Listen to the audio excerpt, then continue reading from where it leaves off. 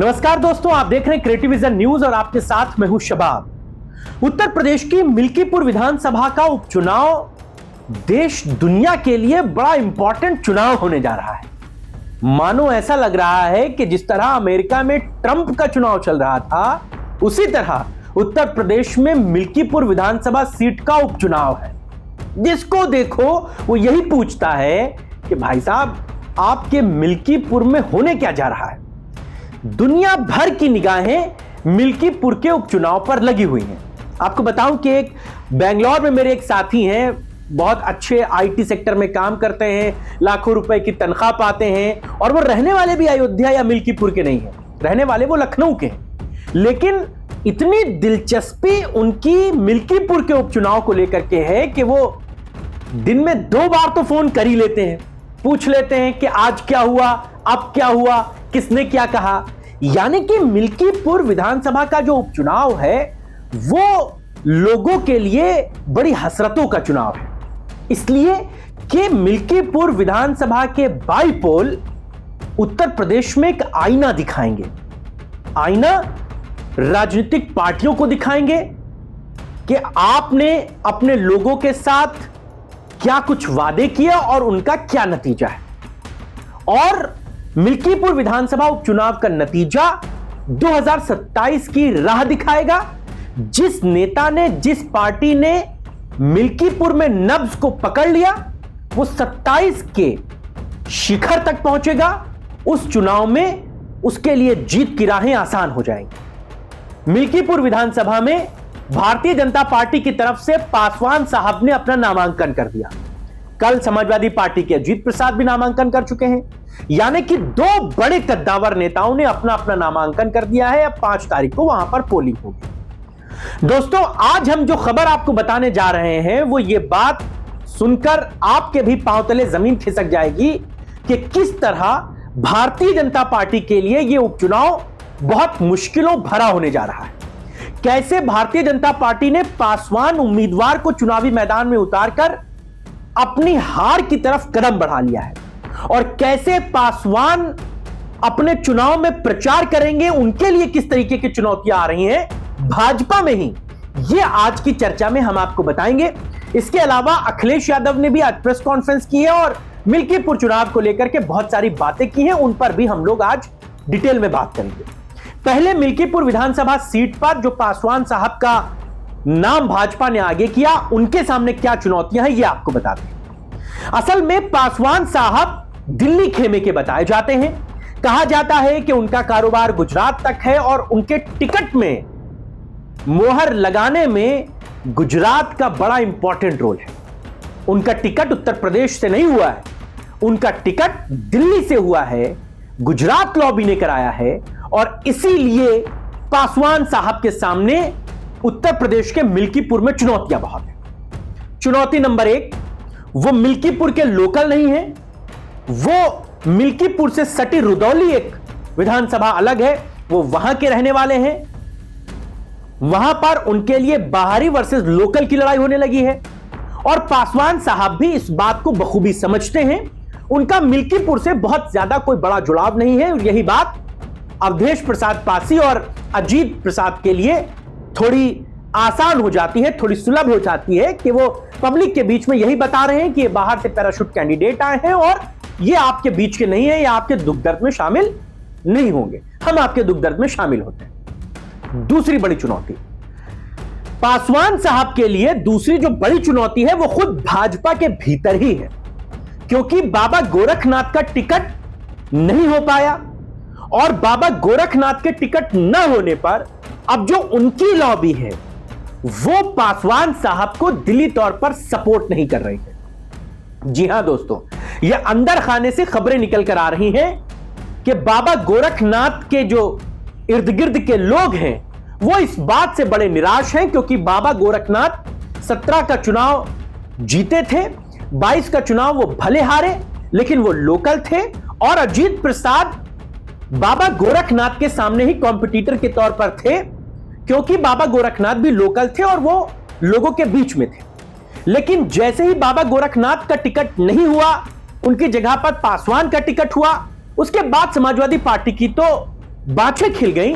अजीत प्रसाद हो या दूसरे कोई नेता, वो इस बात को लेकर के छाती चौड़ी करके घूम रहे हैं कि अब हमारी जीत क्लियर हो गई, क्योंकि पासवान साहब का यहां पर कोई वजूद नहीं है और यही गुटबाजी पासवान साहब की नैया को यहां पर डुबो देगी। और अंदर खाने से खबरें तो यहां तक निकल कर आ रही हैं दोस्तों कि मुख्यमंत्री योगी आदित्यनाथ भी पासवान साहब के टिकट को लेकर बहुत खुश नहीं हैं। जी हां दोस्तों, मुख्यमंत्री योगी आदित्यनाथ मजबूरी में ही सही इस च्युइंगम को चबा रहे हैं। वो पासवान साहब के टिकट को लेकर बहुत खुश इसलिए भी नहीं है क्योंकि दिल्ली का बड़ा दबाव, दिल्ली का बड़ा प्रभाव इस टिकट पर साफ तौर से दिख रहा है, क्योंकि बाबा गोरखनाथ मुख्यमंत्री योगी आदित्यनाथ के पसंदीदा कैंडिडेट थे और उन्हीं के नाम पर मोहर लगनी थी। लेकिन अंतिम समय में दिल्ली में गुजरात की लॉबी ने सब कुछ बदल दिया। बाबा गोरखनाथ की जगह पासवान साहब प्रत्याशी हो गए, इसलिए भी बाबा थोड़े से नाराज चल रहे हैं, मुख्यमंत्री भी थोड़े से नाराज चल रहे हैं और इसका असर चुनावों पर दिखेगा। यह अजीत प्रसाद के लिए थोड़ी सॉफ्ट फील्डिंग है और यही वजह है कि वहां पर वो जनता के बीच में जा रहे हैं और अयोध्या में उनके लिए ये सारी चीजें थोड़ी फ्रूटफुल हो रही हैं। अब आज अखिलेश यादव की प्रेस कॉन्फ्रेंस भी मिल्कीपुर से जुड़कर रही, कई मुद्दों पर उन्होंने बातचीत की, वो भी आपको बताते हैं।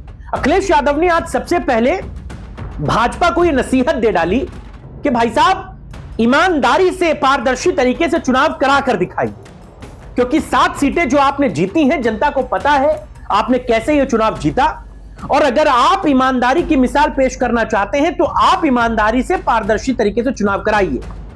और अखिलेश यादव ने पत्रकारों से कहा कि आप लोग मिल्कीपुर जरूर जाइए और देखिए कि कैसे मिल्कीपुर में चुनाव हो रहा है, क्योंकि पत्रकार लगातार इस बात को लेकर टीवी और सोशल मीडिया पर दिखा रहे हैं कि किस तरह समाजवादी पार्टी के लिए वहां पर जो चीजें हैं वो आसान हैं, सुलभ हैं, और समाजवादी पार्टी के लिए किस तरह जातीय समीकरण, किस तरह वहां की लोकल पृष्ठभूमि अजीत प्रसाद के फेवर में है और उनके जीतने के आसार प्रबल हैं। तो वो यही बात कहते हैं कि आप जब वहां जाएंगे तो आपको ये सारी चीजें समझ में आएंगी कि किस तरह वहां पर समाजवादी पार्टी के लिए फ्रूटफुल है, लेकिन थोड़ा ध्यान रख के काम कीजिएगा, वरना खाकी वर्दी वाले आपके पीछे लग जाएंगे। अखिलेश यादव आज पूरे मूड में थे। जब पत्रकारों ने उनसे इस बात का सवाल किया तो उन्होंने कहा, भारतीय जनता पार्टी में जिस विभाग में सबसे ज्यादा करप्शन हुआ, उस विभाग के अफसर को प्रधानमंत्री अपने हाथों से सम्मान दे रहे हैं। उन्होंने कहा, जल जीवन मिशन में जिस लेवल का करप्शन हुआ है, वो लोग वहां पर जाकर मिल्कीपुर में जनता के बीच हैं। ये लोग किस मुंह से जनता के बीच में जा रहे हैं? जो लोग वहां जा रहे हैं वो जनता के कितने हितैषी? इस तरीके की तमाम बातें अखिलेश यादव ने कही। क्या कहा अखिलेश यादव ने, तफसील से सुनिए। जिस विभाग में सबसे ज्यादा भ्रष्टाचार है, गांव-गांव या किसान बैठे होंगे, घर-घर जल वाला, बताओ उस अधिकारी को प्रधानमंत्री सम्मानित कर रहे हैं। आप हमसे बेहतर समझते होंगे, पत्रकार साथी यहाँ बैठे हुए लोग।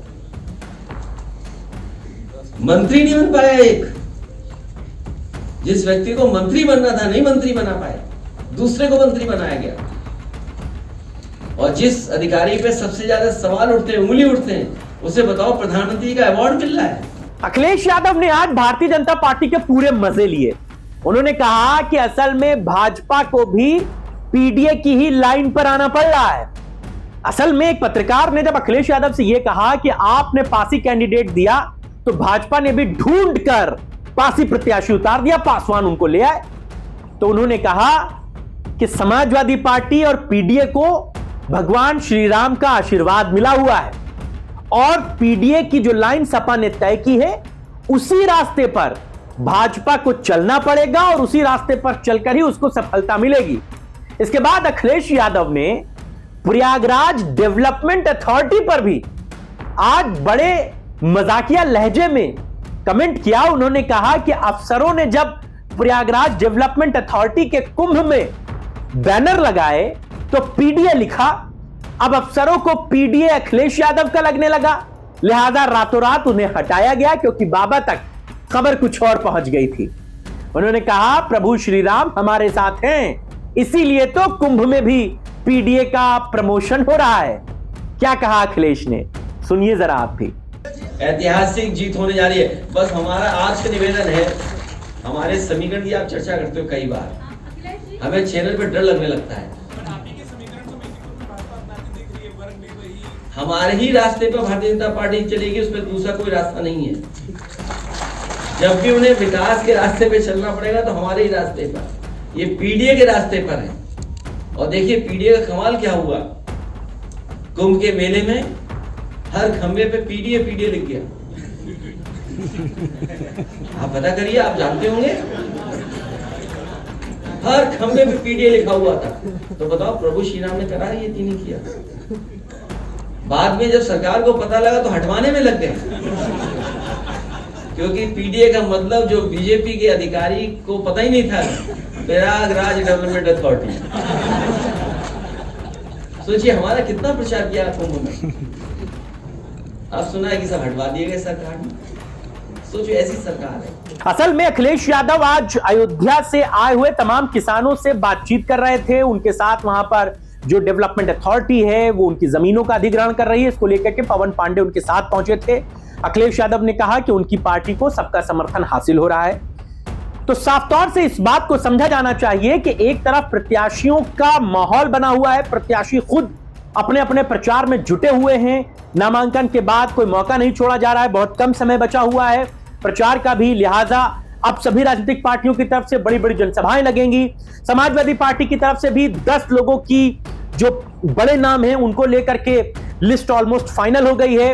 अखिलेश यादव, शिवपाल यादव, डिंपल यादव के साथ ही साथ वहां पर इकरा हसन चौधरी जाएंगी। वहां पर जो मिल्कीपुर के सटे हुए इलाकों के लोग हैं, जो दूसरे लोग हैं, राम गोविंद चौधरी जैसे लोग हैं, वो सारे लोग वहां पर जाएंगे और अवधेश प्रसाद के बेटे अजीत प्रसाद के लिए माहौल बनाएंगे।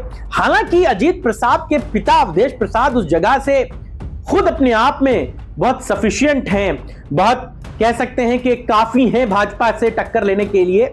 लेकिन समाजवादी पार्टी का पूरी बड़ा जो कुनबा है वो उनके साथ है। हर तरीके से चुनावी माहौल में उनके लिए फिजा बनाई जा रही है और समाजवादी पार्टी भी इस मौके पर कोई चूक करना नहीं चाहती।